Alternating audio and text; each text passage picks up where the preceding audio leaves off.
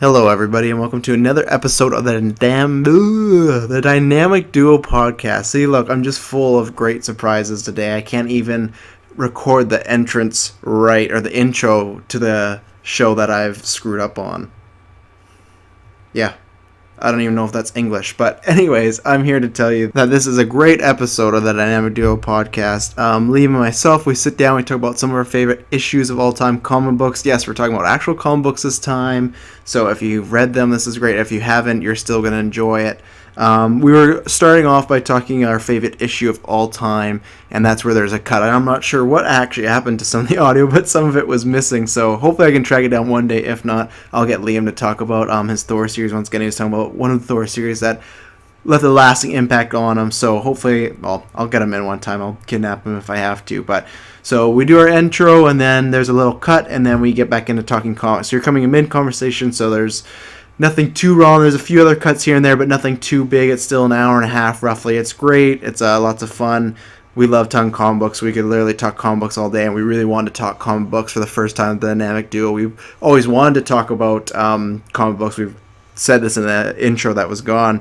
But just lately, just with so much film news and trailers, this and that, that's what we want to talk about and people want to hear us talk about. So I've really, and both Liam and I really want to talk about just like comics in general, like what got us here, why there's anticipation for when a trailer comes out and we're, oh my god, we got to see it, or a movie, we go see opening night, like it's off the source material. So I'm going to throw it to past Travis and Liam, and they're going to take us through a nice plethora of comic book analysis of all the good stuff. So please enjoy, and thank you very much.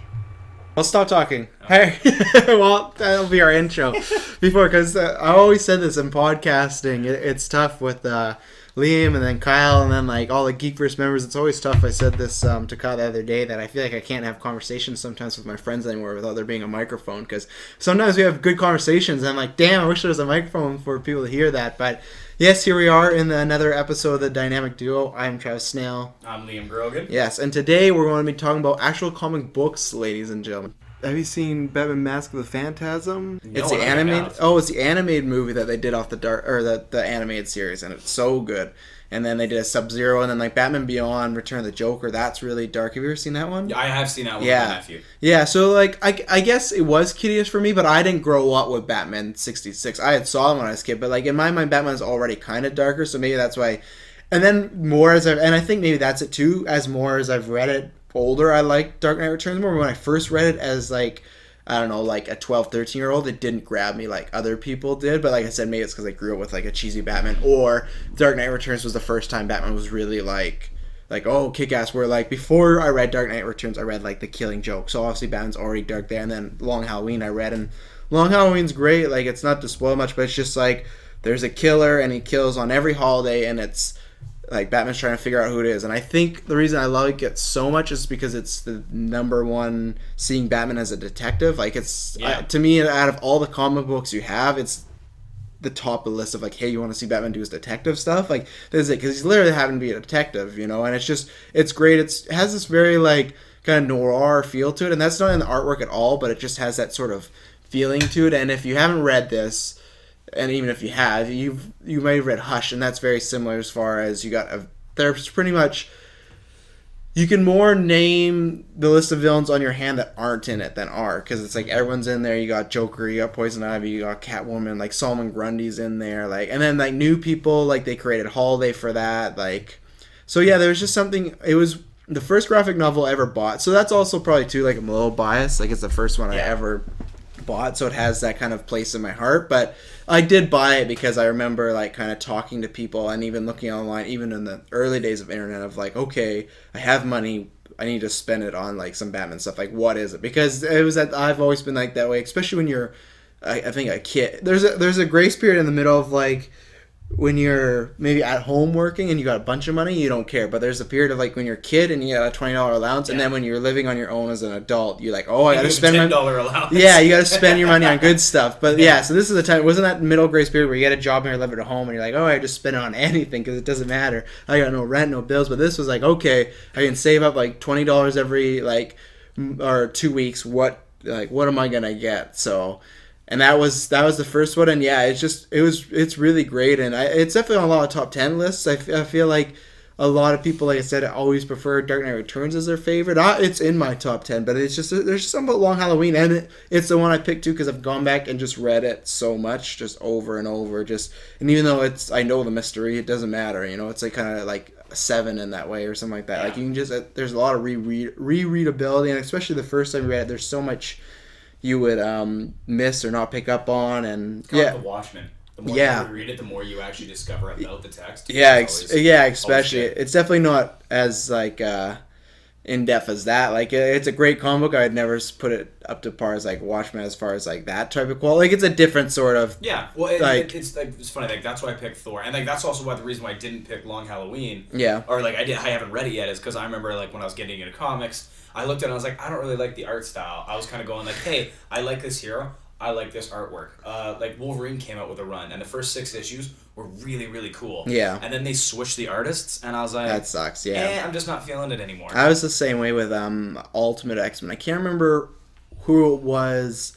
I know it was Mark Millar and someone else, but I can't remember who the artist was, so forgive me. But it was like maybe for the first 60 issues or something like that, and then I got to a point where it did switch over, and it does take you out of it. Like it's funny that like I don't know. I don't think people. I don't want to offend anybody, but I don't know if you're a true comic book fan if that doesn't almost not annoy you sometimes. But I feel like if you really really love comics, you love certain art styles or whatnot. I guess there's some people. I guess that's a gift for you if you can read it and then they switch and it doesn't bug you. But for me, like there's certain artists or certain art styles that I like, and then if it switches over, that will take me out of it sometimes. It's the same way if like on TV if a show's kind of weirdly animated. Like lots of people say they can't watch DreamWorks because the way they animate things, and I guess with animation things it doesn't bug me, but artists it does in comic books. And I remember the Ultimate X-Men, I was a huge fan, and then when it switched over, that's when I dropped off because it was like I don't really like this art style. And it's funny, some people have said that about Long Halloween. Even like Emily, my girlfriend, has said that too. That like she's read and I've got to read comic books, but she hasn't picked that one up yet because the art style. And I'll agree with you, it is a different one, but I think because it's the quality of the story that's what gets past it. Like there's a couple stuff that I agree. I love the way the Joker looks. He's really tall and lanky, but then when they give him a smile, he has like 50 teeth in each, like the top and bottom. So there is stuff where I'm like, yeah, like I'm not the biggest fan of that, but so I can see that. So Well, there's I might get his name wrong. Is it Tony Moore that used to do The Walking Dead? I think so. I he can't did the first remember couple issues, and then I guess he was having a problem meeting deadlines or whatever. Yeah. So Robert Kirkman dropped them, but he did of the last Deadpool run. He did the first like when first Deadpool couple dies. Yeah, so that arc he did the first couple ones. It was the Dead President arc, which Yeah. was really good. Yeah. That was like I remember like they had a big poster of him jumping into a dinosaur's mouth. Yeah. And that was like to advertise the new series, and that's I started picking those up, and that's probably I just love Deadpool. But, Yeah. And then they switched over artists, and they actually got a better artist to do the story. Yeah. And like all of those ones were good, and then they started doing every single cover was a parody of something. I saw those, yeah. And that's when I was like, okay, now it's becoming totally self-referential, and like that's when I was really really starting to dig it. Yeah. So like you can almost have the opposite effect too. It was like I really like Tony Moore's style, and then they switched over artists, and I was like, ooh, this is even better. Yeah, those are really cool covers. I remember I didn't read them first launch, but then I read them later, the Deadpool one, because it was what was that? Oh, that was my favorite one too. Is when they did like the spoof on the death of Wolverine. Yeah. And they had what was it? Deadpool carrying a skeleton, or was it the skeleton carrying Deadpool? I can't remember. But it was pretty much just the exact same, but kind of making fun of it. And yeah, I don't know. Like, I think for a while I just didn't get around to reading it because I was just not disappointed. I guess I was a little disappointed they were going to kill Deadpool, even though he was back within a year, which we'll talk about later. But like, it was one of these things that I was kind of. I didn't know how to feel about because it was in this time where it felt like Marvel was trying to get rid of all the things they didn't own. Like with Wolverine, he's gone. Then Deadpool, it's gone. It felt kind of weird for me, but then, yeah, we'll talk about that later. But that was a really good issue. But yeah, no, like I have like a lot of others. Like I really love. I've talked about this on other casts, but Civil War is one of my favorite storylines. Definitely as I've gotten older, it's not as well written as I remember. Like there's a couple things where like, but like I read it when I was younger because I think it came out in 2006. So like I was at that point where like you could tell if something was really bad, but nothing like I couldn't tell the fine details. And I just really liked. Not only was it just like, oh cool, you get to see superheroes fight each other, but it was for in my mind always a good reason or like a good plot point of, hey, the government wants to round up people, and very much similar to Watchmen, but wants to round them up, take their masks off, and make them sign with the government. And it's this whole thing of like, first of all, that's good, and second of all, I think the thing that always intrigued me, and the reason why I think I like Captain America a lot more, and I think after the Civil War movie people could, was the fact that Cap was the one that stood up against that, because you would think he would be all for like the government and helping, and then I just remember as a kid, like that coming out and someone recommending it to me, and I read it, and that was the same thing in the day. So I didn't have much of allowance, but I didn't read it issue by issue. I got like the big graphic novel, but I think there's like a bigger one where there's all like the side issues. I just got like the main one that had the main story. That's actually my biggest complaint about comic books. Yeah, which I'll get into later with my best of the year. Yeah. Yeah. Okay. So we'll get to that. Yeah, we'll get to that because I have a big thing about like why I didn't read that much Marvel this year. Like, and I love Marvel more than DC. Yeah. I love DC, but I'm definitely a Marvel guy. Actually, I picked up a lot of newer issues this year. Like, why don't we just go right into your favorite? Yeah, sure. Mine was actually Rocket Raccoon. Oh yeah. Have you read those at all? No, I haven't. Is it Rocket Raccoon or is it the one with Rocket and Groot? No, they're two separate ones. Yeah, because that one came out. Groot's in the Rocket Raccoon one, so I have the Groot ones, and then I have the Rocket Raccoon ones. And I've read the Drax ones. I haven't read the Drax one yet because CM Punk's doing it, so I really want to. But I remember seeing, because I saw obviously Guardians of the Galaxy, and I was like, God damn, I really like these guys. And they said, yeah, we're coming out with a Rocket Raccoon one, and I was like, okay, like I'll check it out. Like I'll buy the first issue. Yeah. If it sucks, it's $3.99. I always give if I am interested, I always give the first issue because I feel like it's very much like a pilot episode in TV show. Like if you don't like it, I feel like you're not gonna. There's a couple times I feel like there's a couple rules to the exception where like maybe third or fourth issue will get better, but you kind of know when you sit down and open it up. You see the art style, you see what they're going for. Yeah, what the tone is. Yeah, and it was. I really enjoyed it. I love the art style. Like it was really fun and quirky and kind of kid-like, but kind of dealt with serious things. Yeah. But then so the whole thing is you have. It kind of reminded me of like the X-Files. Yeah. And I know people are going, what the fuck is he talking about? Is in like he'll have like a monster of the week type issue. So he'll be going and then it's like, okay, you got to go collect this bounty. But the overall plot is him trying to figure out what he is. Okay. And then there's one point he actually meets another raccoon, but it turns out it's just another bounty hunter in a disguise. And it's this whole thing when so you have this. I have heard about this now. I remember wanting to read it. Yeah, so you have the hilarity of him going all over the galaxy, blowing shit up, creating chaos, all that jazz. And then you have him like breaking down and crying in some scenes because he's so alone. Yeah. He's the only one. And as much as Groot is probably one of the coolest sidekicks ever, because he doesn't say anything, he doesn't have any opinions, he just does what you want. Yeah. It seems to move the story along. He's just kind of feels alone. And then so you get those nice human moments. And like reading that, I was like, man, like they did such a good job on this. Yeah. And like it's like when you when you read like a Batman comic, you kind of know you're going to expect. Yeah. Not necessarily story wise, but art wise. You're like, okay, so this is what Gotham is. Where this is it's why I think everybody's kind of attracted to Star Wars and Star Trek and everything else. It's just something new. Yeah. Every issue could be totally different because there's endless possibilities in the galaxy because they're going from planet to planet and system to system. So it was just like, to me, it was the most fun read that I had this year. Yeah.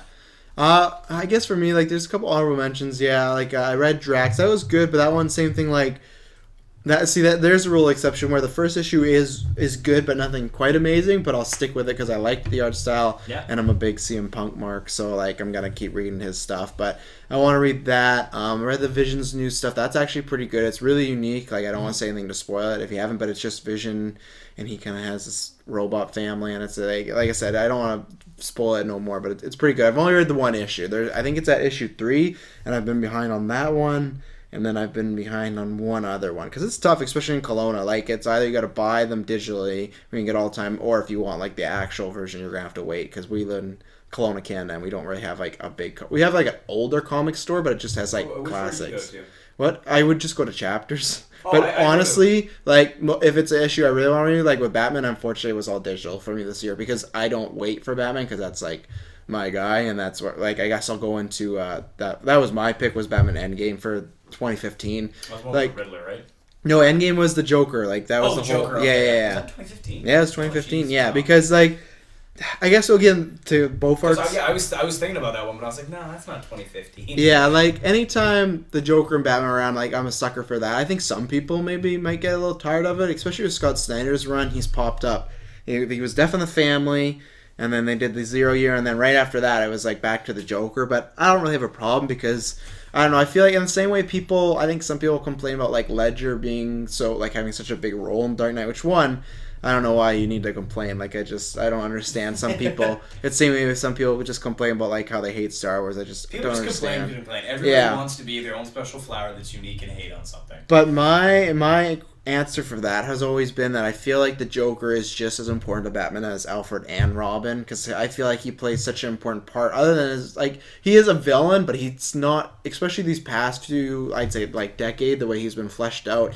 He's almost like a piece of Batman, like he is the yin to his yang in a way of like, like obviously it's not complete opposites, but it is there's something in Batman and Joker. It's just they have this magic and this spark of, I feel, any pairing hero and villain other, like it's so personal. That's what I always like. There's never, I feel like even if you get Spider-Man and Green Goblin, it's always like, oh, I hate this guy, blah blah blah, and you do get a sense that Batman hates Joker, but you almost get a sense that I feel other comic book heroes and villains mashup happen, maybe other than Thor and Loki, but it's just because of the blood. I feel like with Batman, you feel like he does need Joker there, and that's definitely evolved, where I feel like maybe earlier comics it was like, I remember in Hush he just like beat the holy hell out of him, he had to like hold back from killing, but I feel like lately, and I feel like all like Nolan's a big part of that too, but I feel like this generation of writers and people like myself have grown up with their own idea of what Batman Joker is, because that's the great thing about both those characters. Everybody sees them in a different way. There's no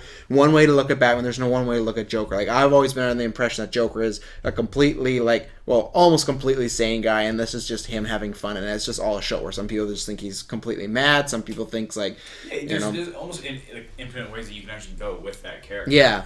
But I think just to further that point, like when you see Thor, the only villain that you come up with is Loki. And that's only because it's his brother. When you say Superman, what's the first villain you think of? It's Lex, yeah. Yeah, I don't. I think General Zod. But like when you say Batman, I think of Batman, Lex, and then I think of Doomsday, and then I think of Zod. Okay, but see, when you say Batman, Joker. Every single time. Yeah. There's nobody else says anything else. The one I always throw up to is Spider-Man, because I always have the hardest time. Who do you throw? Who in your opinion is Spider-Man's greatest rival? I just say the Green Goblin. I do now too, because I just I thought about I personally love the Green Goblin the most out of his villains. Venom's so cool. Venom's cool, but I think now he's he kind of goes back and forth on the anti-hero lately, so I'm kind of like, okay, take him out. Yeah, I don't know. See, like my problem is I think DC makes way better villains than they do heroes.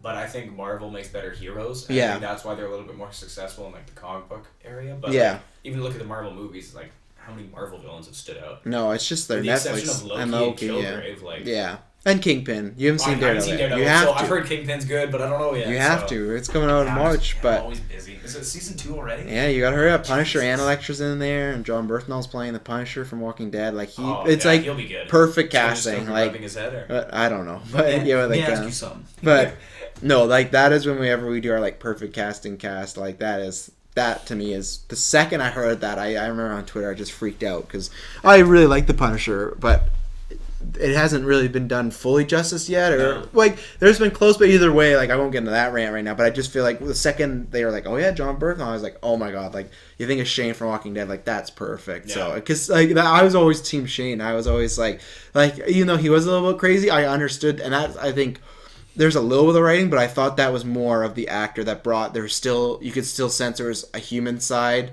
to Shane a little bit. Like you could still sense there was some good in there, like almost the way like Hiddleston does with Loki, and that's one of my favorite things of like Loki's this terrible person really, but you can still get the sense you still feel for him. I always throw up like Thor 2 is not my favorite. I think it's one of the lower Marvel ones, but I love the scene where Thor comes down to check on him, and Loki's, after the mother got killed, and Loki's pretending to be all cool and suave about it. But then, like, when he tells him, oh, I know your tricks or whatever, like, stop doing that, and then, like, he takes the facade off, and he's all, like, beat up, and he's mad and everything. Trash. Yeah, exactly. Yeah. And that just brings a humanization, and because that didn't lead to anything. It wasn't like, oh, I did that to trick Thor. It was just, like, the character's motives. But anyways, when we were talking about, like, the magic with Batman and Joker, it's just a connection that I'm always going to come back to. If they're always, whatever writer too, even if it's poorly done, I'm always there. And I feel like the reason I love this one so much, and it's the reason for people that watch Hannibal, the reason I love that show so much is I feel like with Scott Snyder, he's done almost this sort of weird love story with Batman and Joker of that whole, like, I feel like anytime two characters need each other,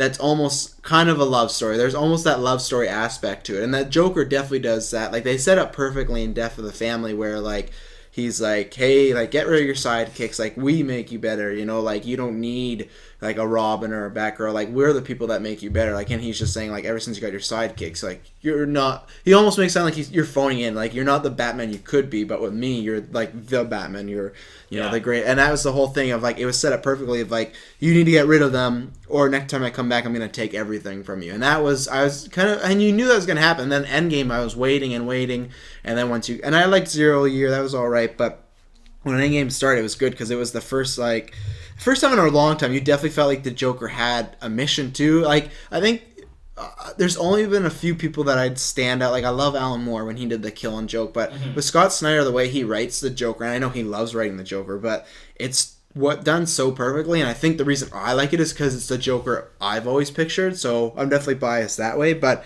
I love that it's Joker with a mission. His mission's pretty much just to kill Batman's like friends and family, and then to to destroy Gotham. And like this will be spoilers if you haven't read it, but like I'll skip to the end now. And I guess if I'm having to pick one issue for the whole year, it was the last one, issue 40 of the last one. And it's such a cool cover too, and it's like Batman. It's like that old, not old timey, but almost like medievalish or like Japanish. I can't remember when he's got the sword and Joker's above. A dragon. Yeah, it's a parody of, or no, I guess not a parody, but a homage to Saint George and the Dragon. Okay. So it's one of my favorite covers of all time. Yeah, they've actually had a lot of really good covers in that run. And that's what I think. That's what I love. And like I guess I'm being a total like fanboy and whatnot, but I feel like Scott Snyder and Greg Capullo, I think that's how you say his name, but those two together are gonna have. In 10 years from now, people are still going to be talking about this run. Because you look at what they did. First of all, Court of Owls. Court of Owls was phenomenal. And especially they did that with like a new property, like the Owls. Like a new, completely idea. And I feel like that hasn't been... I'd have to go back and look when that has been done. Like the last guy I remember sticking around is like Professor Pig. But anytime... Professor Pig was... Like, he's a good idea, but... But he's the only one, if you think about the last almost 15 years that stuck around. They've always tried new villains and whatnot, but they've never really stuck. On Court of Owls, it was right away, boom. So we won't go on that because that'll be a whole other podcast reading about that. The only thing that I will say about the Court of Owls, obviously no spoilers, but the way that they actually fit into Gotham's lore is it felt very natural. Yeah. It felt like... Because you're right. Sometimes like, hey, we got this crazy guy that's in Gotham now. And you're like... Yeah. Whereas these ones, it was like nice backstory, and you buy into the premise of it a lot more. Yeah. And then I think in some of the art scenes in there, like there's one scene where he's to be as vague as possible, somewhat trapped. Yeah. It looks like he's losing his mind. I remember some of my favorite panels of all time, and I was like, wow. Yeah. Some of my favorite panels of all time, and just even the owls, just the simplicity of their mask is great. The white one with the, it's so, and that's a shot at Greg Capullo. Like it's just like great artwork, and the whole way through. So all of Snyder's and whatnot, but like the main one for me, like I know I keep bearing the lead, but it is issue 40, where issue 39 ended with the Joker's like let out this gas, and it's like the laughing gas, but it's like times 10, where it's like they're just gonna like totally kill each other and destroy the town. And Batman's kind of like at the end of his leash and he has no idea, so he busts out all the villains from like Arkham and whatnot to help him, and like just right there was great because it's showing. I don't know if anyone didn't like it. I don't know why you wouldn't, because it's not like this cool like, oh, Batman's using villains. It just shows Batman's so desperate he has to use the people he does not trust whatsoever, and his only selling point is, hey, if you want to be alive by the end of the night, you have to help me. And it's great because it's like. I'm a sucker for villain and hero team-ups, but it has to be done right, because if it's not, it comes off so bad and cheesy. Like, when it's done right, it's so good. You know, it's fantastic. It's like, for me in professional wrestling, when you have, like, a good guy versus a good guy. If it's done so well, it's perfect. And that's why it was perfect, because, like, hey, we're all going to die if you don't help me. So you got the great hero and villain team mashup. You had most of his sidekicks there, like Nightwing and... I guess Damian was probably dead at that point. Spoilers. But yeah, whatever. He comes back. It doesn't matter. Like, he's already back, Damian Wayne. So, you know they don't stay dead for too long. But yeah, so that was my favorite. And then the other one I have to give a shout out for because it was super new. I think maybe only one issue came out in 2015. But I'm really liking it so far because I'm a sucker for it. Is the X-23 series. Mm-hmm. She has her own. And now because she's just Wolverine. Like, I guess it's not X-23. It's officially Wolverine because he's dead or... whatnot. Like same thing as Deadpool. Till like, they bring him back in another month. Or yeah, whatever. yeah, same thing. Like, and I guess that's another shout too. Like Deadpool this year was really good, but there was very good this year. Yeah, like that, and then also their new one too. Like they do this new one where he has like a bunch of Deadpools working for him, and it's more. I've only read the first issue, but I haven't picked those ones up yet. It's like he has a team of Deadpools, and it's all like working on the Deadpool brand and all this and everything. Like it's pretty funny. It wasn't as like slapstick funny as the first one, like the like usually, but I think it'll get that way. But yeah, that and the X-23 one, as far as Wolverine, I've always liked that character. Like she's a clone Wolverine, so maybe that's it. But like, there's just something about it. I've always liked like kind of the woman Wolverine sort of thing. It's a character I definitely want to see in the X-Men movies. I think that's been one of the things they keep talking about, like who's going to replace Hugh Jackman. My whole thing has been like, don't. My whole thing is like either bring Dak in, who's his son, or X-23. Like that's a way of replacing him, but not replacing him. Because do it when it's not fresh in the actor's mind, you know, like. And I've always liked X-23. I've always liked her being a clone. I was like back in the day when they introduced her. One of my favorite things as a kid, they used to have this like pheromone they would release, and if they threw it on people, she would just attack them and go into like the rage, and she'd have no control. So they made her like kind of kill like her like adoptive mother by like they just weapon X just threw the stuff on her and then kill her mother. And she has like a great arc. And I think she's dating Angel now. Mm-hmm. So, yeah, that for some reason just stood out. And that's probably because that was the last thing I read in 2015. So that's why I'm saying that. But, like, I've always liked X-23, and I think she's a good replacement. So, yeah, that was my best of 2015. I also got to give a nice little honorable shout out to Lady Thor. Lady Thor. Did you read those? No, because it's not that I didn't like them. I just, like...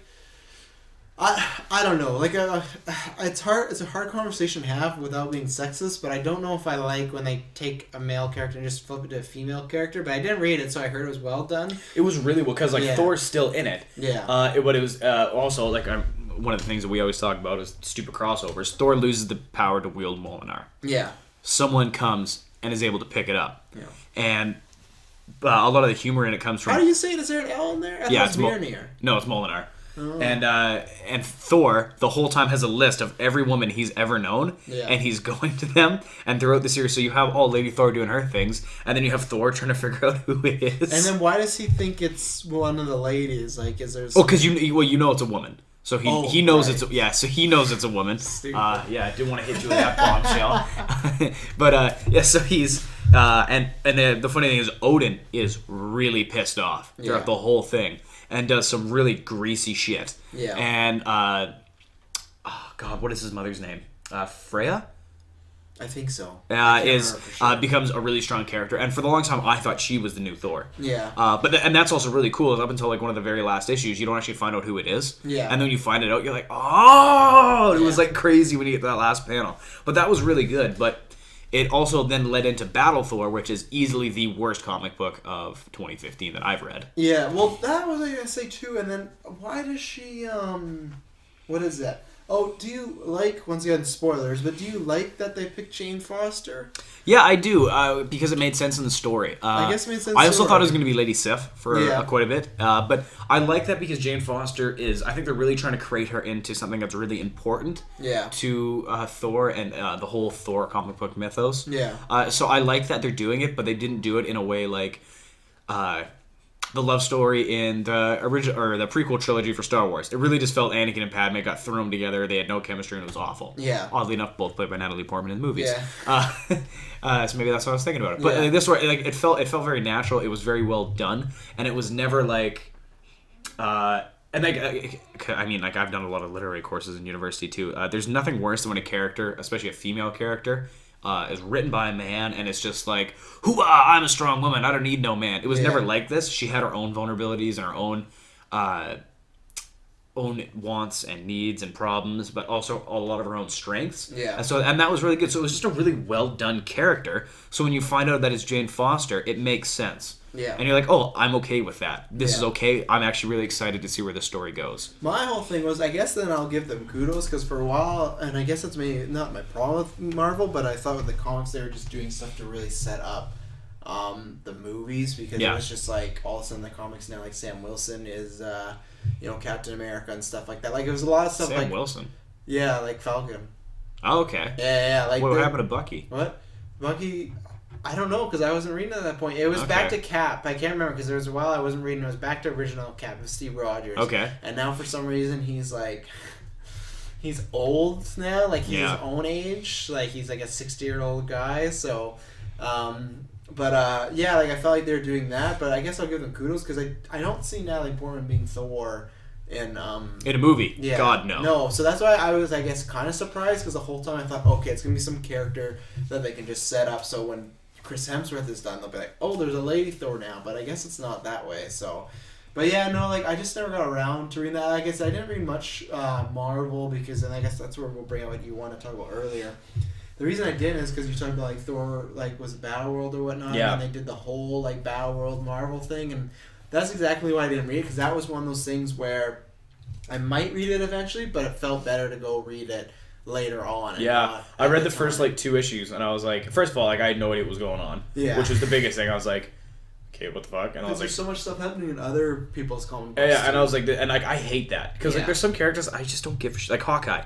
Yeah. Apparently he had a couple good runs this year. Nothing about him. Yeah, I have not read it yet, but there's one issue that's apparently really, really good. I haven't. I like Hawkeye. Nothing about him interests me. Even Captain America. I love movie Captain America. Comic book Captain America is kind of. He's great. Excuse me. Yeah. Well, no, I think he's okay, but he's not somebody that I'd be like, ooh, I can't wait to read Captain America's new story. Oh, see, I think you're wrong. There's a lot of good like murder mystery thriller stuff. Well, yeah. See, it's funny. Like, there's like it's the character that I'm not. Yeah. Unless he's fighting Nazis. Yeah. I don't know if he's necessarily my go-to. Yeah. And I've talked about this on other casts. I think Nazis are the greatest villains of all time. I don't care. They are the greatest villain. Because there's nothing about them that is. Like in the first like Hellboy, I think is another wonderful comic book series.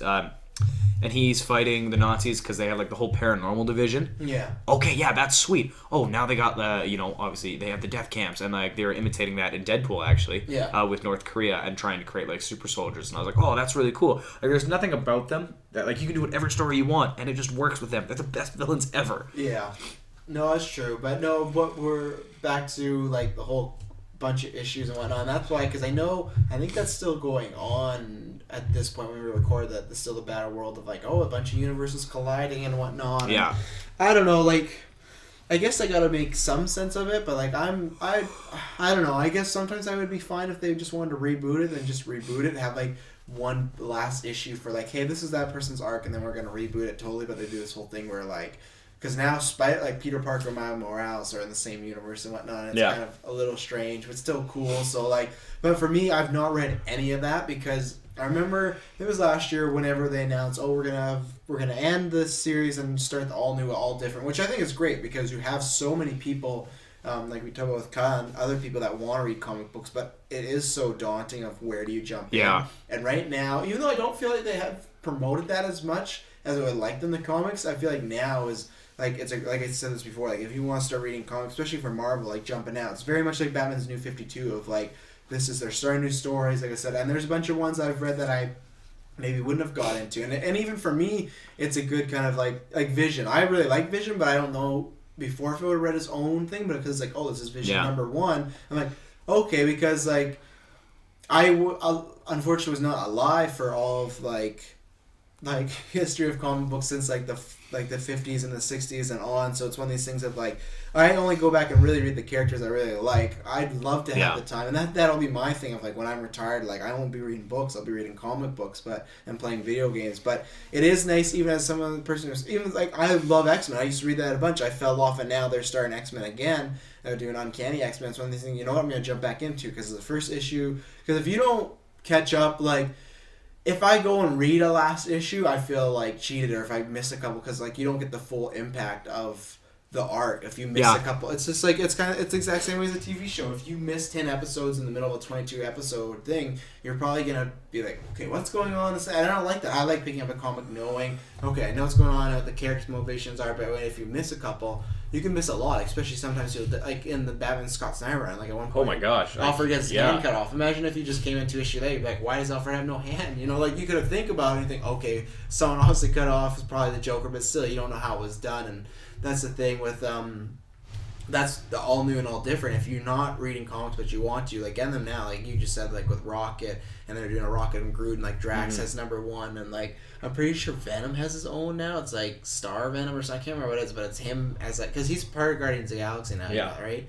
So it's like, it's just all these things of like I love the reboots, but with the Battle World, there's so much things of like, oh, read this issue and this issue and this issue. I'll wait until it's a big thing, and even then, I haven't heard too many like amazing things about it. Like I heard it's a bunch of like putting a bunch of generations together and whatnot, but like I don't know. Like I said, with those big arcs, and even something like Civil War, it's like when I read it the first time, it was the graphic novel, the whole thing together. If I would have read that separately, especially because there's so many ones like, oh, read this issue and read this issue and the Thunderbolts. It's just, not only is it just like a daunting task if you don't have that much free time, it does still cost money. And yeah, it's what, maybe $3 a comic, but if you have to buy 10 issues, that's what's like $30. So it's like $30 for like 10, and it's great, but it's like I don't have always that free cash flow. So it's something that I've always said, like I've said a couple times in GeekVerse, I think, and then even here, like you want to get into something, start with Marvel, all new and all different.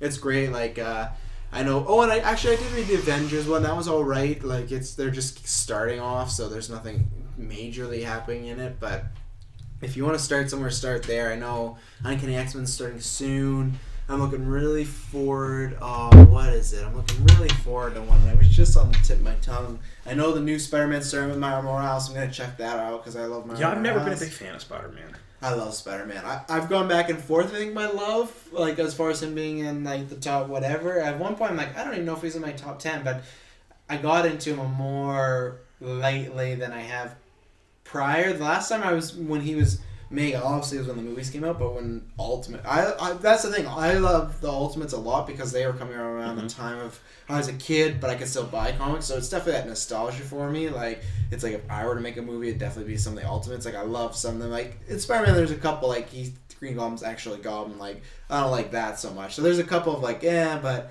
no, it's Spider-Man, there's something else. What other characters could there be? What other big character? It's, there's just something in 2016 coming out that I've just been like, man, I cannot wait to read that. It's going to bug me the whole time. But we'll move on to, like, our favorite hero. Why not you talk? Because I have to... Oh, it's going to bug me. All right. Daredevil's coming out. Oh, okay. Daredevil is one of my favorites. I think that's it. I actually, no, I'm wrong. That's not it. There's another one. Daredevil's another one that I'm very excited. It comes out February 2016, the first issue of the new one. And I'm a huge Daredevil fan. Even before the movies, like, I became a big Daredevil fan, funny enough, from the... what was it, the animated series of Spider-Man, when he, like, had his, like, guest spot one time, and he's, like, Peter Parker's lawyer, and so good. I just remember, like, as a kid, like, you love Spider-Man, he's the main character, but you're like, who's this badass who, like, go toe-to-toe with Spider-Man? And then, obviously, like, there's a couple, like, The Man Without Fear, and, what is the, Frank Miller had 2 runs. There's Man Without Fear, and then is it just Reborn or is it Devil Reborn? I to be honest, I don't know. Okay. Well, Man Without Fear is one of my favorite. Guardian Devil and Angel is pretty good by Kevin Smith, but it's what is it? Well, I'll just get into my my top heroes. It's on my phone because I'm rereading it right now. So I actually have a tie between Batman and Deadpool. Deadpool to me is the most entertaining comic book hero. There's just, I mean, like, so, you know, with his backstory with the Weapons X program, like, it is sad. That's what it is. Okay, Born Again. I just forgot that. I'm a terrible person. You get this hero who you know you can do, like, the sad things, you can do the crazy wacky zany things. Like, he could show up in Guardians of the Galaxy and you'd be like, yeah, all right, I could believe somehow Deadpool got up there. Yeah. Or, you know, he could be in a super serious story arc. He could be the hero. He could be the villain. No matter what you want to do with the character, you can just kind of do. He's just... And it's always going to work because he's just fun. He's really versatile. Like, and that is good. I also like that he doesn't... Like, I mean, I'm going to say he doesn't really have powers. Yeah, obviously he can heal, but it's not like... Oh, Spider-Man's got his webs. You know, Hulk's got his strength. Like, he's just like... He's just really good at fighting stuff and not dying. And his humor almost does come off as a superpower. Not in a way like it affects the story, but just kind of like if you're like, oh yeah, Superman's known for flying, and it's like Deadpool's known for his humor and like his zaniness. Yeah, and I just absolutely love the character. I love what everybody managed to do with the character.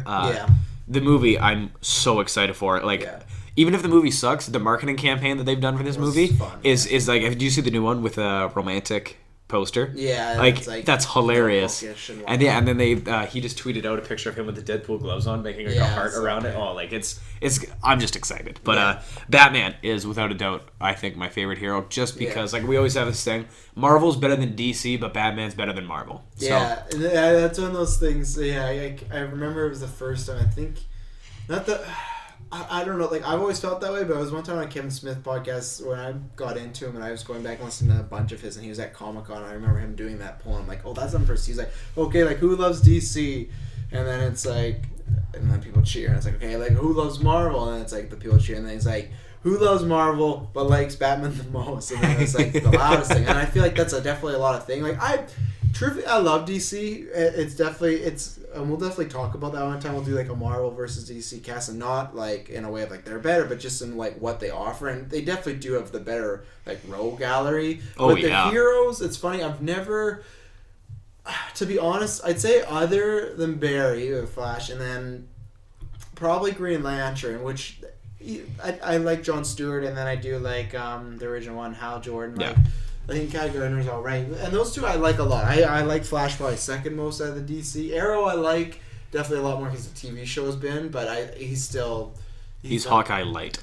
Yeah, exactly. I like I'll still take Hawkeye over Arrow any day. But yeah, with Batman, I'll piggyback off this because he's my number one too. Like that was legitimately, you'd have to ask my parents, like they've told me this many times, but it was legitimately my first word before I said mom and dad was Batman, because I was just, that's what I had was cakes and comics, and like that was my first comic, and I had like, and then once again too, the animated show, big thing for kids. But yeah, with DC, I love their villains, their heroes. I'm kind of meh on, like I go down to the Justice League, and that's why for me, like Justice League is not like, oh, I can't wait to see all them team up. I can't, like, obviously that's a big selling point, but it's not for me like the Avengers were. The Avengers were like, I really love Cap, I really like Iron Man, I like Thor, I really like the Hulk. Like, it was a bunch of people you really, really like and getting together. Where the Justice League for me is just like a chance to see Batman in a really cool movie, because Superman, I'm not a Superman fan. Cyborg, I've never really been a Cyborg fan, because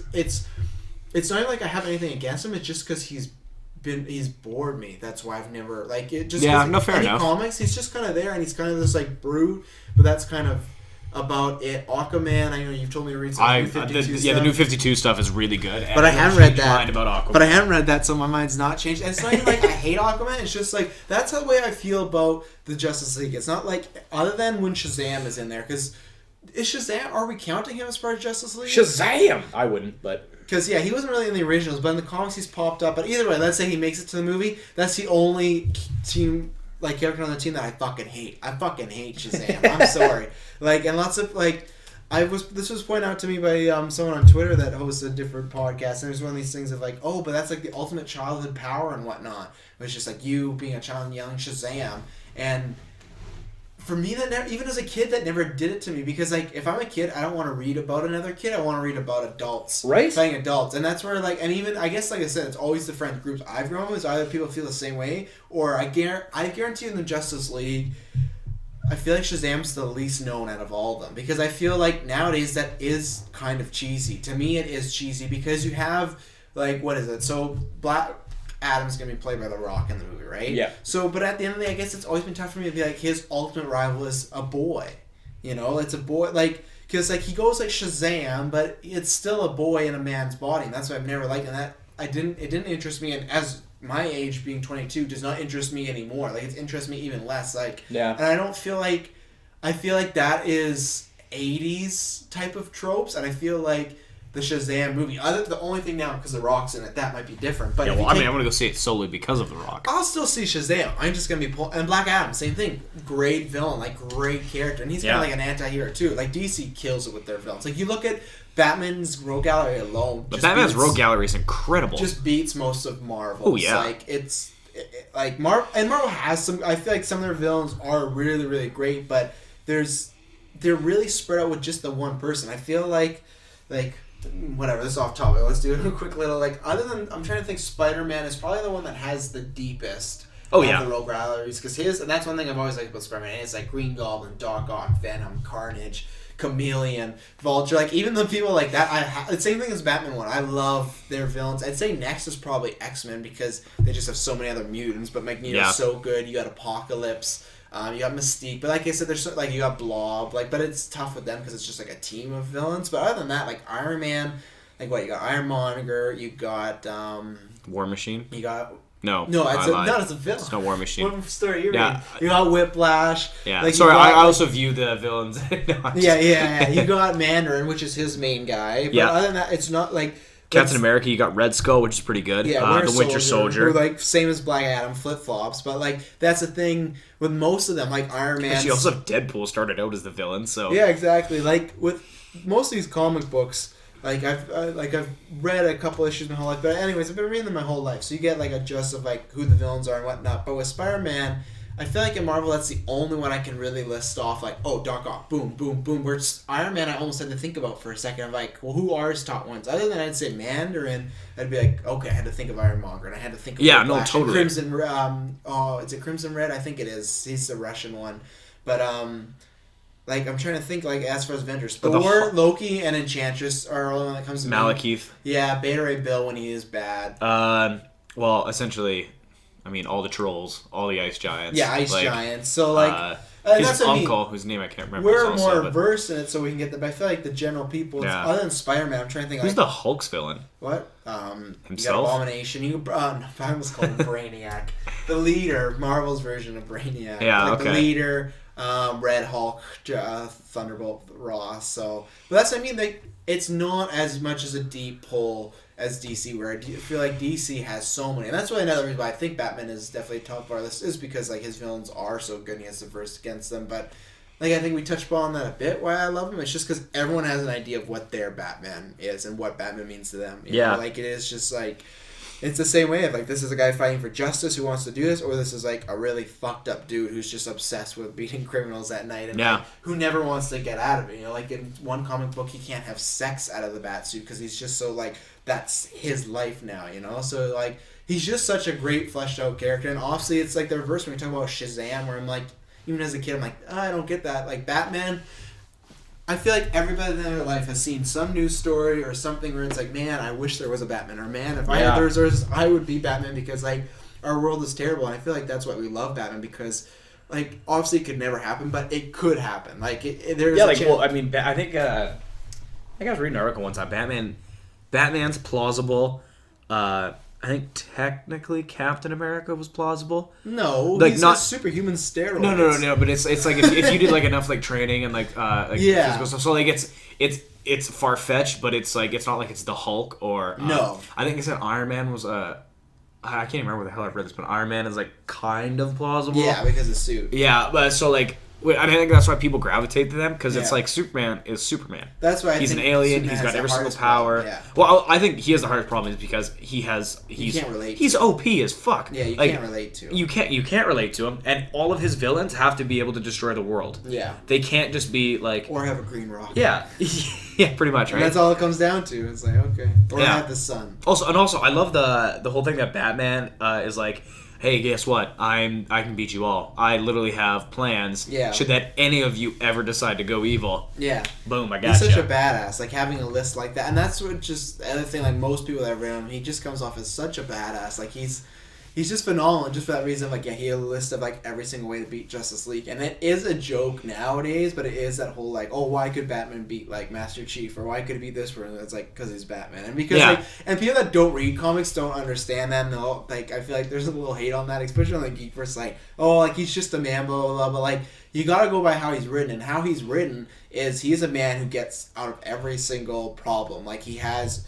A resolution for a problem that could lead to another problem, like another problem. Like this guy, like some people might have a plan like B or C. He has like a plan all the way to Z or Z. Like he has like everything planned out and whatnot. Like, and that's what I kind of liked about the Nolan ones. Most of the time, it seemed like they kind of did that a bit, where it's one of those things. But then again, in Dark Knight Rises, it got a little much because like, how do you get from this place to this place in a day? It's like, to be honest, I think they really wrote themselves into a corner on that one. Yeah, it was tough. Like I think Bane, I think is the best part of that movie, and I think the worst part of that movie is how Bane died. Bane should have died way cooler. Yeah. Also, I'm not a doctor, So take this with a grain of salt. I don't think you can punch your spine back into place, but You could. well, He I don't was know. elevated too, and that guy was a doctor. No, All I right. really did like Bane, but I truthfully still. It's funny, like I don't have a love-hate relationship with that movie because I actually do love it, but it was like the whole thing of like this movie's amazing, good as Dark Knight, and then like when I was like not as good, and then it's gotten the whole thing of like okay, like I like it a lot more. Like I've said it before, like I give it a lot of leeway because of Ledger passing because I know that was not the movie that they were going to make. So like I said, I've always said this. Like imagine if you're like we're making Dark Knight, and then this is how we're in the trilogy, and then you're like okay, you can't use that character anymore. You'd be like. Okay, and like we just talked about this earlier, like Joker's the most important. And also, you could tell Joker was being set up for the third one. They didn't kill Ledger, and he, especially after all the money, and if he was alive, he would have been like the new mega star. Like that movie would have skyrocketed. And people say like, oh, it's just because he died. No, when people give a performance like that, they become a new thing. Like look at Downey, it's the same thing. He gave this great performance, and if he would have died, people said the same thing. Oh, just because he died, it's like no, because he fucking killed as Iron Man, same way as Heath Ledger. He killed as Joker. Yeah, and like. So that's why I always give that movie like a little bit of leeway because it wasn't the movie it was supposed to be. But I truthfully still like Bale in it. I do as I've gone on. Like people bring up like, oh, that's not Batman. Like he wouldn't quit for 8 years. Like that part I kind of get and I understand. But it's like it's Nolan's take on Batman, right? It's like the next Batman. Look at what we're getting with Zack Snyder's Ben Affleck. It's obviously a Batman that is obsessed with not stopping, you know. And there is times like you've seen the animated series where Batman like he doesn't stop, but there is times he so desperately wants to stop, you know. Yeah. And it's like, oh, if it just happened, it's the same way as there is a movie we talk about this in Batman Phantasm. If this girl didn't leave him, he wouldn't have became Batman. So it's one of these same thing of like people are like, oh, Rachel died and like he didn't become Batman, but it's like it's. People have a different take on him, and that's where I think Batman is very much like James Bond, where he's never going to get old. That's where I feel like Peter Parker's kind of tough, because they keep rebooting him, and we're not getting... I really hope Tom Holland is Peter Parker for, like, till he's 30. Like, he's like, something like just 20 or something like that, or, like, I don't even think he's 20. I think he's 18, 19. I think he's should go all the way, because that's the problem with Batman. He's just a dude... Or, sorry, that's a good thing with Batman. He's just a dude in a bad suit. 30 to 40, maybe 50, whatever age you place him at.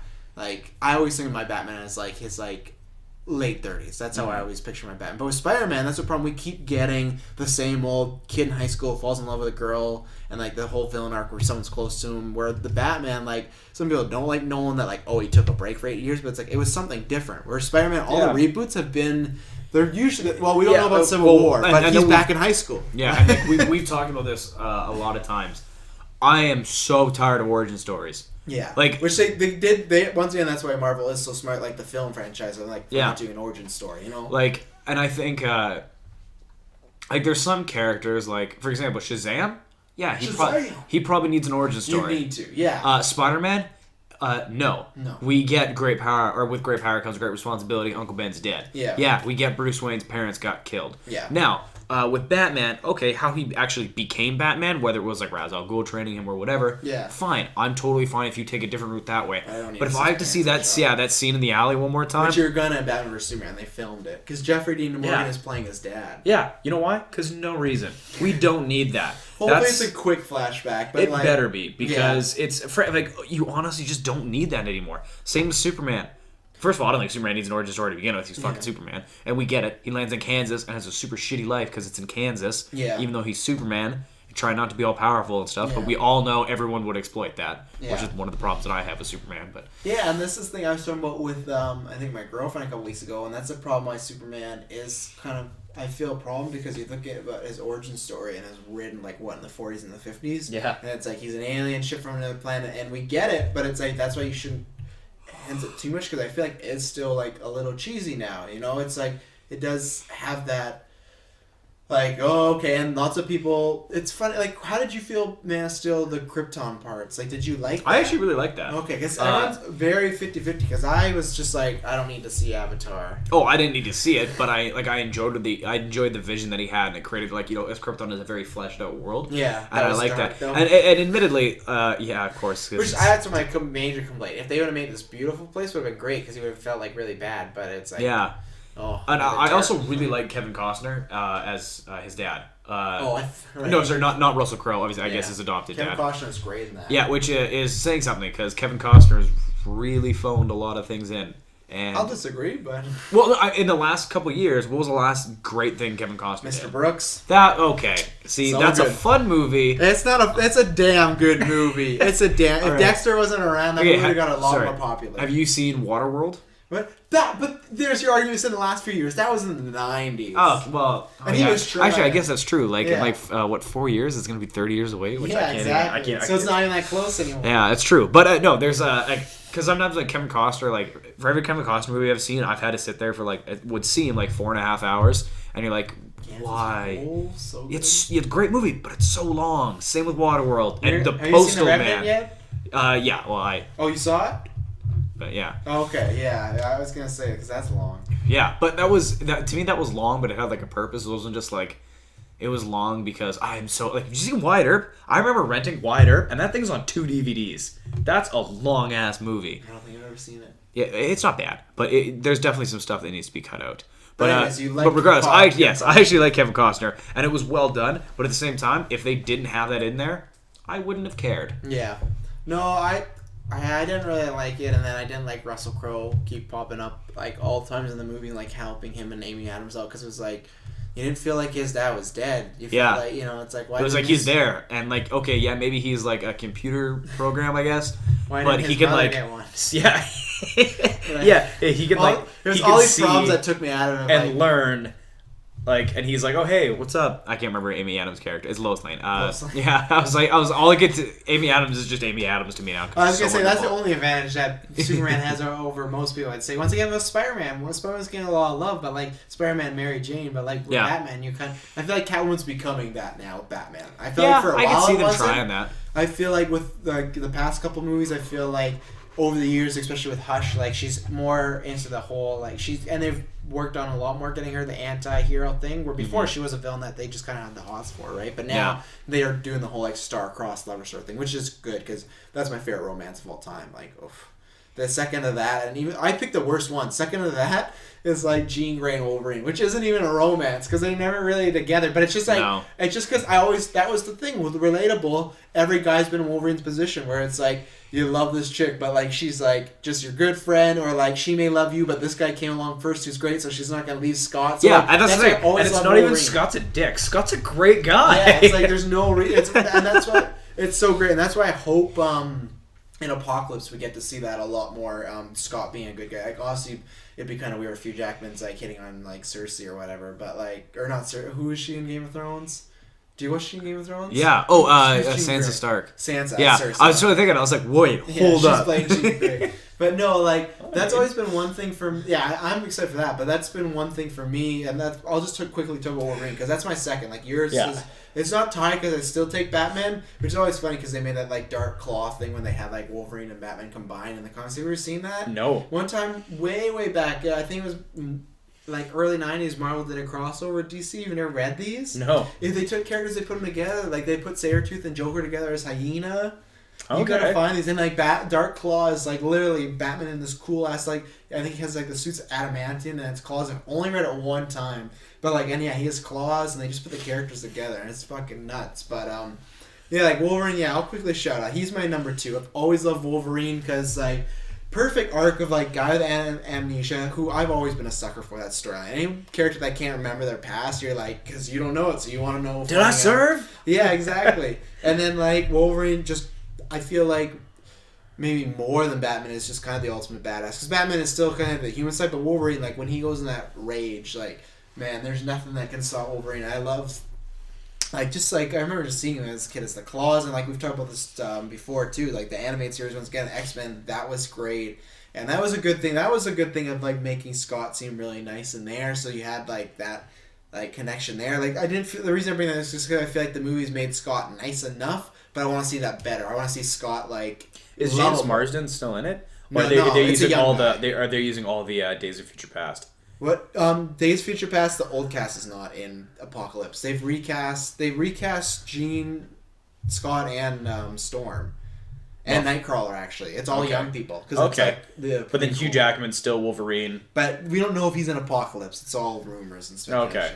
Which will be really weird if, like, old Hugh Jackman scenes Jean Grey. But no, like, Wolverine, like, The adamantine is great, like the metal and whatnot. That's what, like, once you do find out about him and just having like the healing factor, like what cooler power. Like I've always gone back and forth between like Magneto and Wolverine for powers because I love Magneto. I think he's really underrated as far as like a villain, his powers, and you see what he can do. But Wolverine, I remember as a kid, like reading it, and, like you see him cut and it heals. Like you thought with that and the claws, like what more badass power could you ask for? That's like, that's actually the power that I always wanted. Like Yeah. like I played a lot of sports growing up, like I still do, and I have done a lot of damage to my body, like torn ligaments and everything else.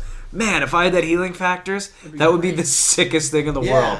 And this is what they did so well with Wolverine. I love him. So you have these things like the Adamantine and the claws, and he's like this super badass that puts up with nothing. Like when you get to see him in Jubilee or Rogue and whatnot, they always have their back and forth. Like he's just a complete asshole and a dick. But once again, which Marvel is good with lots of times with their heroes, is they make them so relatable. Where you don't think this guy who's a metal Wolverine be relatable, but just stuff like the Jean Grey thing that humanized him. And I remember seeing that a lot more in the animated series. Then as I got older, you saw it when I was reading much more. But I remember seeing that animated season with Wolverine. It's like he's this beast, but he loves this girl who he can't have, and that right away brought you to I can like sympathize with him and I can see myself in him because whether you're a guy or a girl, you've been in that situation. If you haven't, then lucky you just got your like first love right out of that. But like if we've all been in that position of like you really really like someone and they don't feel the same way, or like I said, some other guy came along and maybe you could have had them, but some other guy came along, and that's why I'm a sucker for Ultimate X-Men because Jean Grey and Wolverine were like a couple for like 2 issues, and then she like read his mind and found out he was gonna kill Professor Xavier, but it sucked because they were like it was so close, but it was like so Wolverine that's my number 2. I love Wolverine, but yeah, like there's just something I've always loved Jean and Wolverine, and like the movies I think they overkilled it a bit with that relationship. Like I wish Cyclops got a lot more love. Like and James Marsden was a perfect Cyclops. Any scene he was in was great, but you look at he was in X1 quite a bit, but you look at X2, he gets hit in the head and then he gets taken and he's brainwashed. And that's all you see. And then X3, he's like gone in a snap. I guarantee you, if I were to like, I think maybe he has 3 to 4 scenes. I'm not even joking because he has a scene where I haven't seen them in a long time. I watched but he gets killed. I watched X. Was it with you? I watched X1. I can't remember. It was on TV the other day, and I watched it with somebody. But it wasn't me. But we laughed at this. Yeah, all right, well. But in X3, he just gets killed right away, and that's what I'm hoping for an Apocalypse that like Cyclops is fleshed out a lot bit. I think especially that's why it'd be good to maybe take a break on Wolverine. You know, like I love Wolverine. Don't get me wrong, but I wouldn't have used Wolverine the same way as they would have in the movie franchises. Always making him the main character. I would have used him. I don't know, not as less as the Hulk, but in a way that the Avengers kind of uses the Hulk. Like I like when Wolverine is somewhat of a side character, but he has his arc, and I love Wolverine still as a main character. That's why I'm fine with go make the Wolverine perfect. But in X movies, I like more of the ensemble. Like unless it's like we're going to Weapon X, then Wolverine should be the main character. Whatever the storyline pertains, he should be the main character. Same way as in X3. Like, in comic stance, like, Scott should have been that main character because Jean Grey's a Dark Phoenix and whatnot. But no, we kill off Scott and then Wolverine's the main. Like, I feel like with X-Men, no one should be the main character unless that story pertains to that person. Like, if the villain's Mr. Sinister, that should pertain to Scott because him and his brother and everything like that. Like, it should always pertain to the character, where in the movies, it's all Wolverine. Look at Days of Future Past. Yeah. In Days of Future Past, he's not, and I have no problem with it because I understand what they had to do, and he's their face. He sells the movie, Hugh Jackman, and I have no problem because Hugh Jackman, for me, is a fucking amazing, perfect Wolverine. Yeah. But that's supposed to be Kitty Pryde. Like, Wolverine's nowhere in the, like, 3 or 4 issues, and, like, he is there, but he's nowhere near, like, what, it's all about Kitty Pryde and her arc in Days of Future Past, but it's like, no, like, we'll put Wolverine, like, as the main character. So that's the only thing with Hugh Jackman kind of retiring I'd like to see is maybe put Wolverine back for a bit and then have some of the other players like and I wish they'd take a break with Spider-Man too because we're already getting another reboot and like I don't see the reason I don't have a problem is because Amazing Spider-Man had so much potential but was done so poorly. Oh god, was it ever bad? And this is the other thing, if it was just Sony rebooting it, I'd be with you 100%. Because Marvel has their hands on it now, I'm completely fine with it because I feel like, and I love Spider-Man, he is my top 10. I feel like I really want to see a really well done version. And to me, I actually love the Sam Raimi ones 1 to 2. Like I think those are really done, but I want to see like a full on. Like I said, I want to see Vulture. I want to see the Chameleon. I want to see like all these B level people. Like I desperately want to see Carnage. I don't know if what do you think over and under? You think we'll get to see Carnage eventually?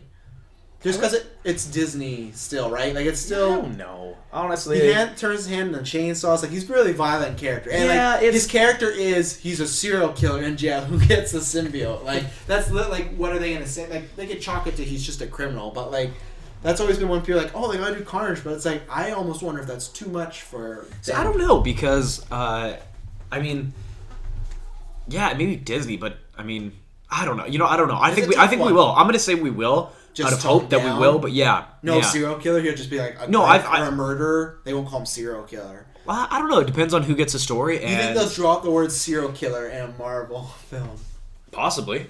Maybe. Do they call Bucky that? No, they just call him an urban legend. That's the type of words Marvel uses. Is urban okay, legend. then fair enough. Maybe they won't call him a serial killer, but like definitely he'll be a murderer. Well, I mean, he has to be a murderer, otherwise it's like, hey, there's this guy that like works down at the grocery store. Yeah, he's getting crazy now. But I'm just ready for like what has happened with all the other franchises like Iron Man and Thor and Captain America. I want that to be done with Spider-Man. Where I love the Sam Raimi ones, but those are very just like. You can tell Spider-Man 1, Spider-Man 2. Like, I do want the connected universe with Spider-Man. Even though every film, like, fucking Ghostbusters and G.I. Joe and Transformers is going to do it. Don't even get me started on that. Yeah, with comic books, I'm still fine. And I want that connected universe with Spider-Man. I'm not saying I want Iron Man in every movie and whatnot. We'll see how it'll be done, but that's the only reason why if this reboot is not good, then I'll be done for a break. But I think because Marvel has it, I really want to see what they do with it. I really want... fair enough. Because technically, like, it's their main guy. It's Mickey Mouse for them. And that's why I want to see... This is their main guy, and this is a person that can, if they make the movies really good again, could be super selling, like, all the kids' toys and whatnot. Because Spider-Man's definitely fallen down pegs as far as being the kids' favorite. Yeah, it's because The Amazing Spider-Man suck. Yeah, and no kids were really that into it and whatnot, and...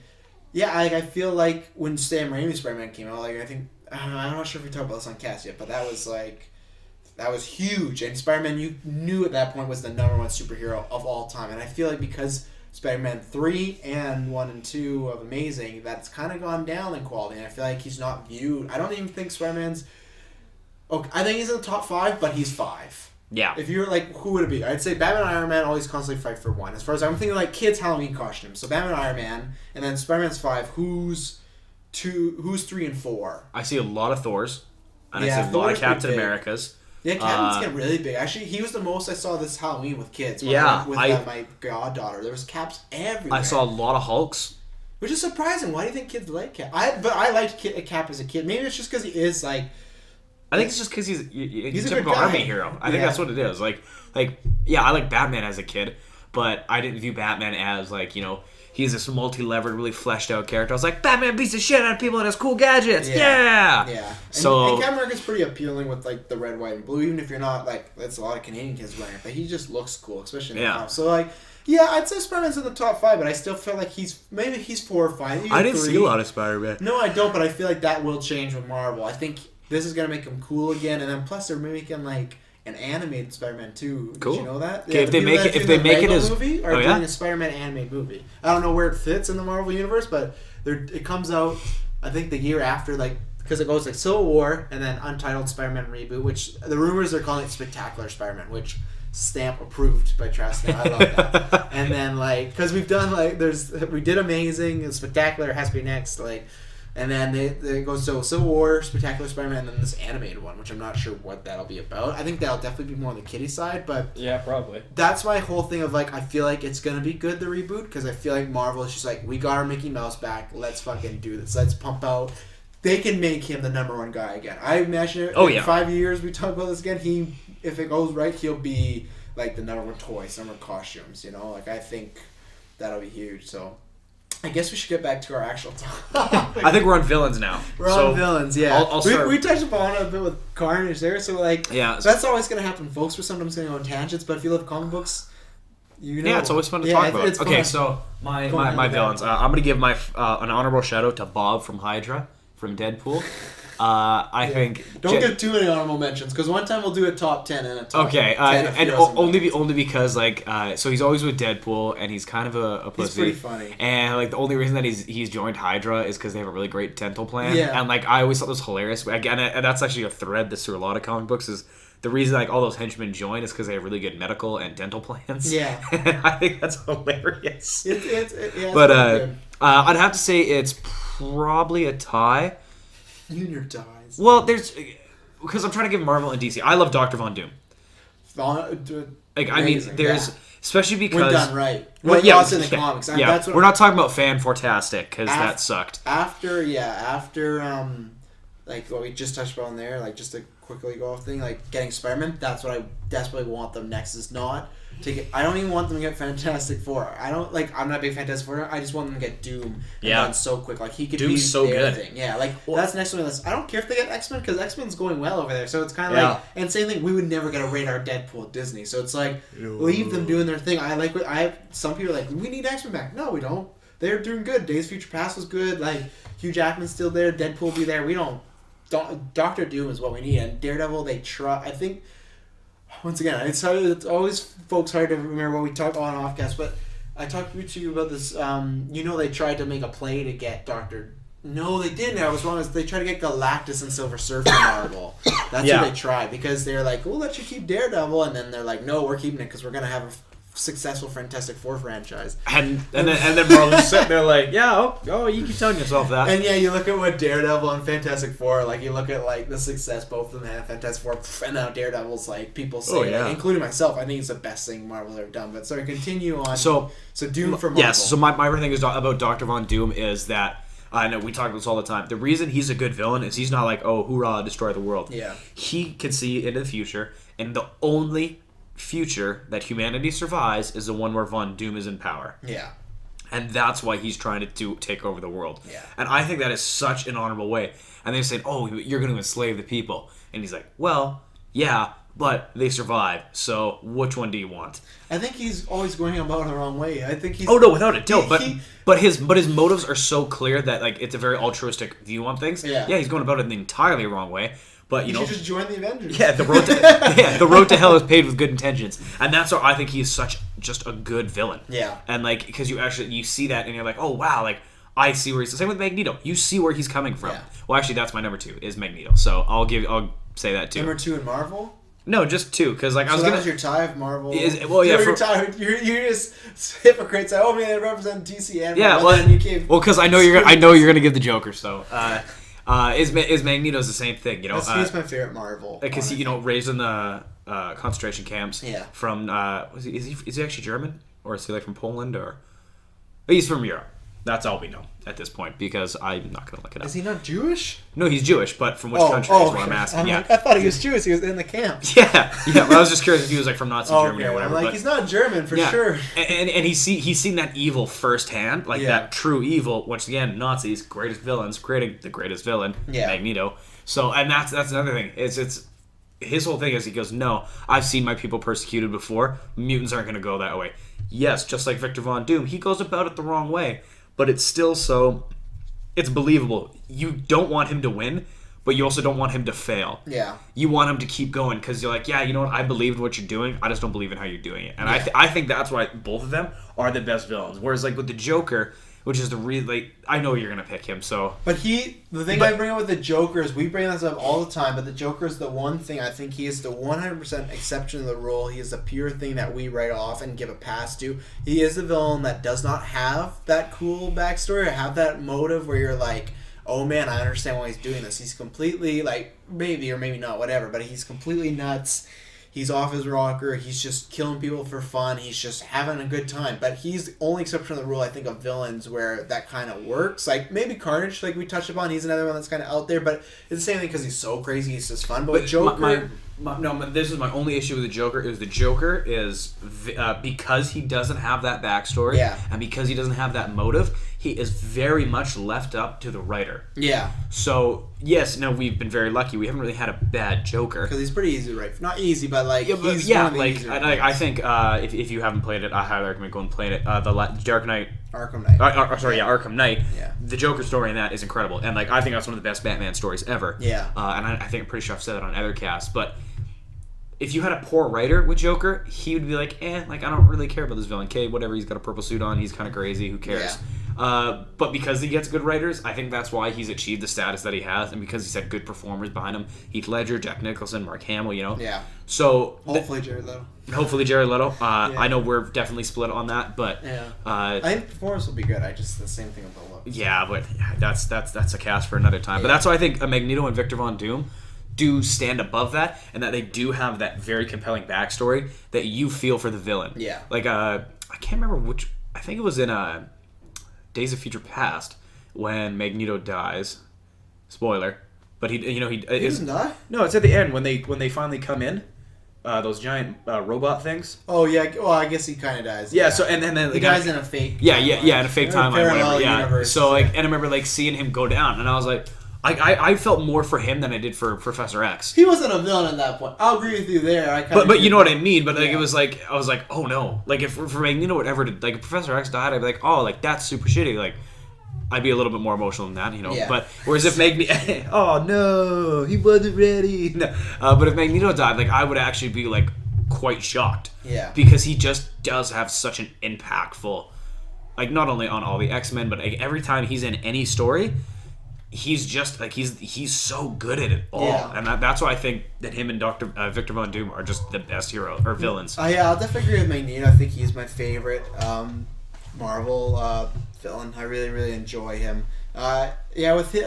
With Von Doom, I love him big time. He's definitely in my top 10. But with Von Doom, the only thing is sometimes he is because of that. Like I said, like he should do it a different way, or that like join the Avengers or whatnot. Like I feel like the evilness sometimes gets in the way of that. Where Magneto, I never feel like true like he's evil. Like I understand Doctor Doom's motivations, but at the same time, it's like. He's just so bullheaded. I guess that's the thing where he comes off not as dumb. He's definitely very smart, but he's just so bullheaded that takes a little bit away of Doctor Doom. Yeah. Like I say he's still in my top 10, but that's what I've always loved about Magneto. It's like you put yourself in that situation. You've seen it happen before. You're a mutant. You're right now in the minority, and you're one of these things like we gotta take it over before they kill us. So Magneto always understands motivations. I guess with Joker and the way like when you say like it definitely comes down to the writer, but with him, as far as the character that he has over the other ones, I guess they'll throw in there. He does have a motivation. He doesn't have, like, a motivation that we understand. Like, his motivation is pretty much just to be, like, around Batman anytime. Like, his motivation is just to have fun, whatever he feels with Batman, to torment him or whether to make him, like, kind of love him or obsessed with him. Like, his motivation is just to really be a part of Batman's life. But that's why I guess with Joker he's the exceptional rule, because I feel like with those two villains, Doom a little more so, but... You can't say, like, Magneto's evil, in my opinion. He's done some terrible things, but he's not evil. That's where I feel like Joker, the reason I give him the rule exception, and he gets to be that one villain that doesn't have that motivation we all get, is because he gets to be, like, the personification of evil. Like, it is, like, and that's why I feel like you do need that. That's why people like Carnage do work, because every once in a while you do need a villain that is just, like, super evil. And that's why I think the super evil villains should be cool. Like, things like... Or, like, not even, like... That's what I mean, like, it's funny, the super evil ones are never the main people. Like, even Red Skull, like, kind of has his own, like, agenda, which I don't understand it as well. Like, it's not as, like... For us, we don't get it. We understand, like, it is more of the take over the world, but it's done better in a way. Like, it's always the same thing in his vision and whatnot. But he's still a pretty evil guy. But with Joker, is just... He's just so evil. Like, he's just... I think that's why he gets a pass for having no motivation, just because he's just such a terrible, like, scum of the world villain. Like, there's people that have probably killed millions of people, but the way and things that Joker does, the way he does things and the things he does to people is what just puts it over the top for me. Like, other than I talked about earlier, like the chemistry he has with Batman, it's just is the yin to his yang. He's the perfect, like, stance for everything that Batman's against. But it's just like stuff like in Killing Joke when he shoots Barbara Gordon and then he like takes all the pictures and strips her and whatnot. It's like that for me is more brutal than killing like a million people, because that's just like, oh, it's faceless. You just snap fingers, someone might drop a bomb. But this, like, he takes the pictures, he's showing Gordon, he drives Gordon insane. Like, Joker is just. He's just. I think that's why he's the exceptional rule. There's maybe a few others, but he's just so evil. It's like you're fine with him not having a motivation. And I guess that's why they give him the crazy thing, because like, oh, he's crazy, he doesn't need a motivation. But like, Joker's always been, and obviously the first part of just being a kid, it's just his look, just the whole clown thing, just the bleach white skin, and then like the perfect green hair. Like green was my favorite color, but you had like the nice purple suit and the flower and everything like that. Like the look itself is iconic. Like that is the most other than I was gonna say. Well, yeah. Other than him, even Doom has that, but just because he's not as popular, like I feel like people don't know it. But I feel like you put like anybody dressed up as like the Joker, you know who that person is. Oh, like I'm trying to find a good like way to say this, but I just feel like that look is the most iconic look that the villain has. Just like, iconic at the height of his powers. Yeah, pretty much. Yeah. Like I'm trying to figure out like a good way or a good example, but it's just I feel like out of all the villains, you can't.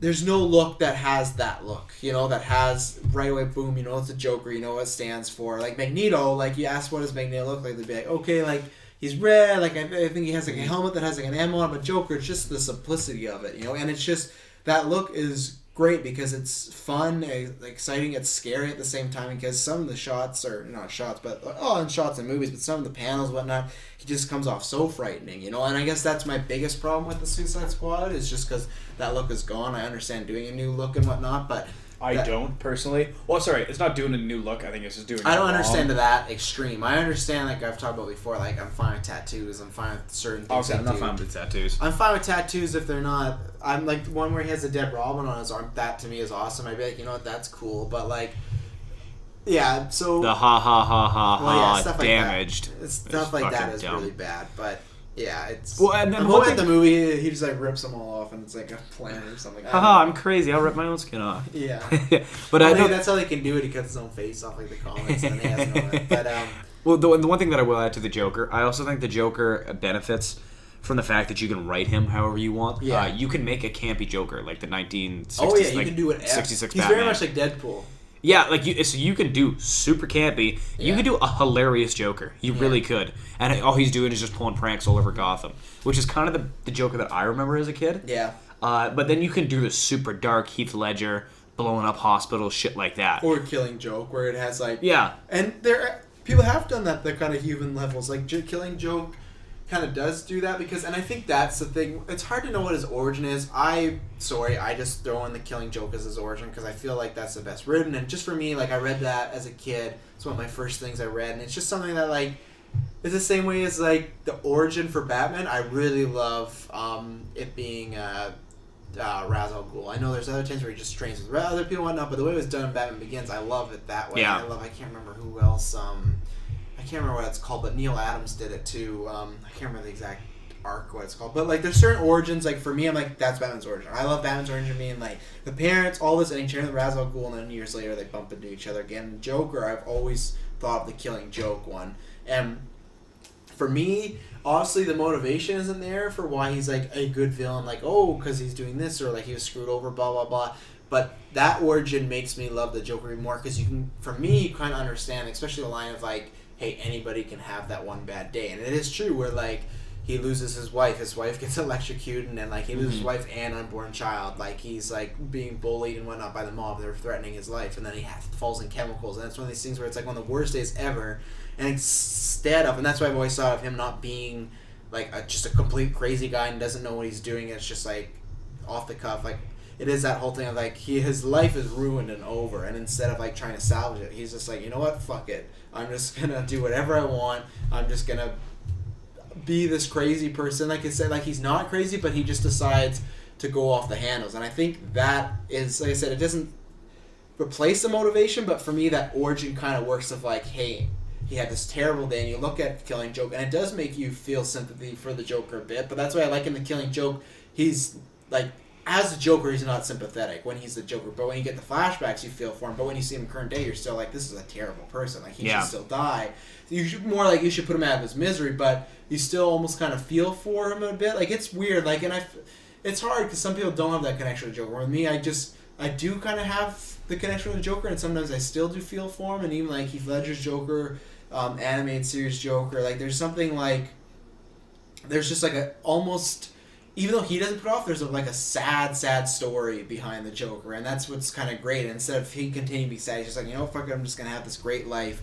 Even that great life is killing innocent people, banging Harley Quinn. Pretty much, like there's this one really good panel. I can't remember who wrote it. I feel bad, but it's this newest one that came out literally around the time Dark Knight. It's called Joker, and it's one of these things where like one of his goons like walks in the room and he's with Harley Quinn, and then the Joker's just like holding her and he's crying and whatnot. It's one of these things where I feel like even though he has no motivation of like, oh, it's because like people are coming after his people, like the mutants, or he feels like the future is gonna be destroyed without him, or like he was supposed to be the king. He doesn't have that motivation to get right away, but he has this like almost internal pain and all these layers that just make him so interesting as like both a villain and character. Like he just has so many layers. That's why I think I'm interested. I'm always interested in a character that's not just like Superman, boom, Yeah. Superman. That's why like I guess Captain America's my exception, because he's just like, I'm here to fight crime and do the good thing. But that's where with Civil War they added that layer of like, oh, he doesn't always feel that way, and there's sometimes he will go against the system. Well, and what I love it's like he,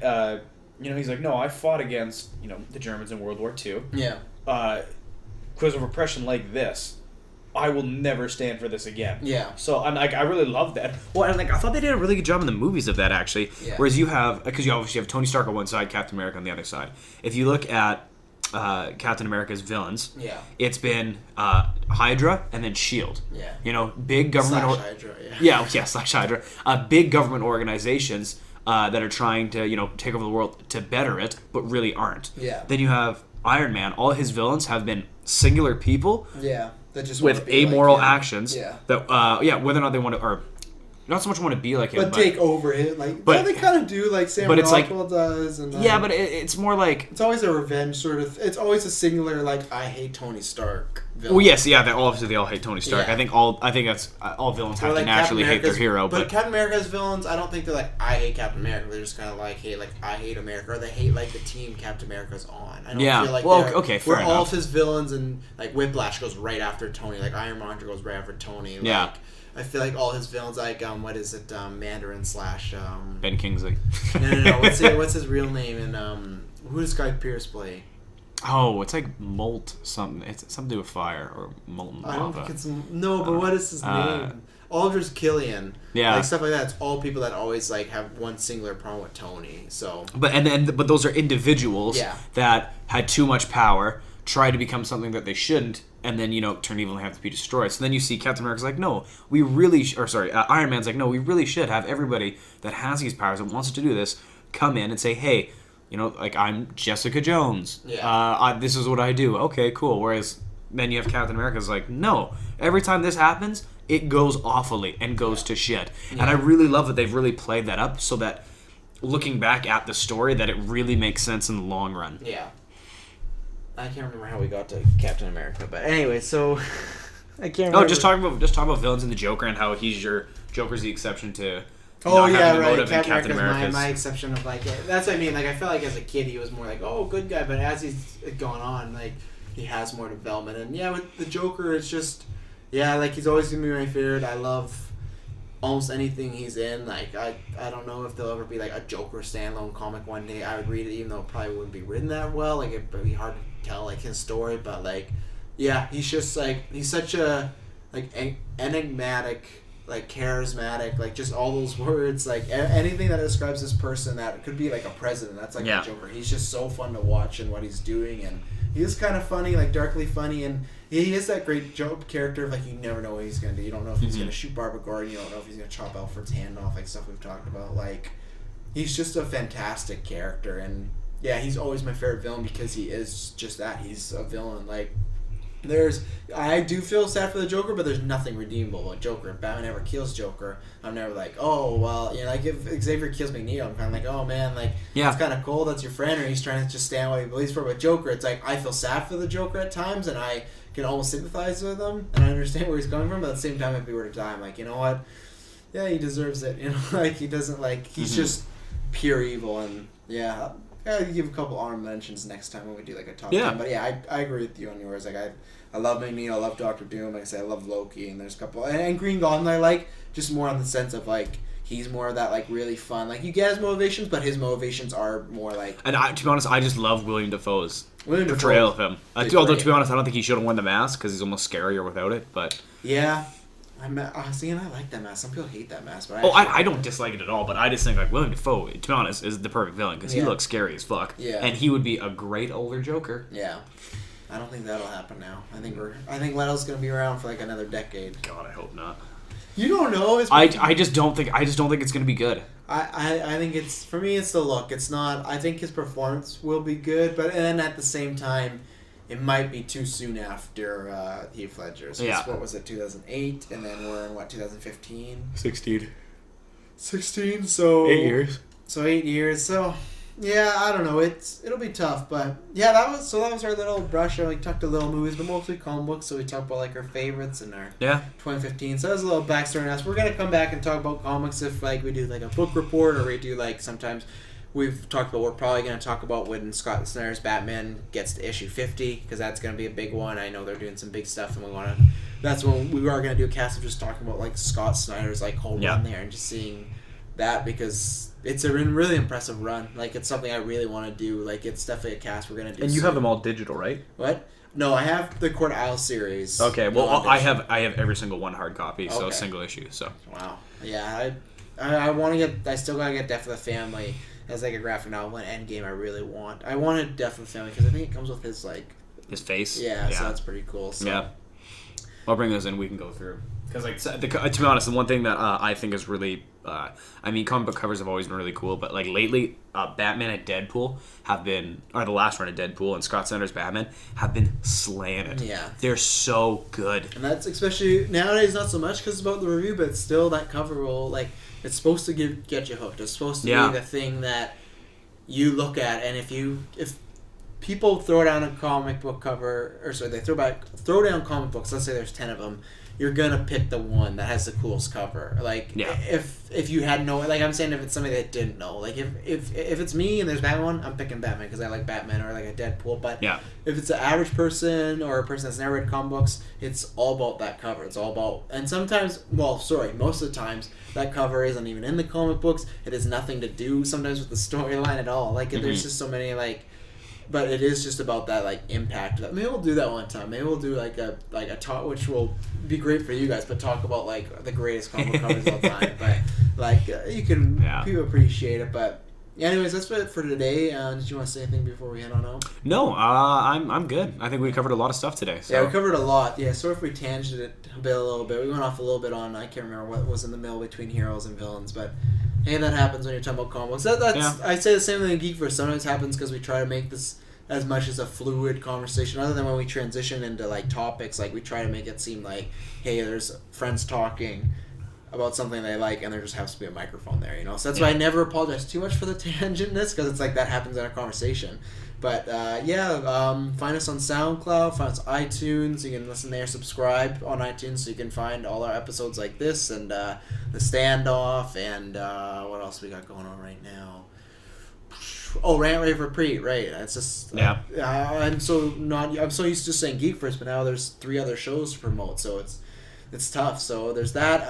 Go to Twitter and Facebook at GeekVerse for Twitter, GeekVerse Podcast on Facebook to find all news and highlights and updates about the show Dynamic Duo and anything else coming out. And I'm not sure when. I do not know when you'll hear from us next, but I promise it will not be boring.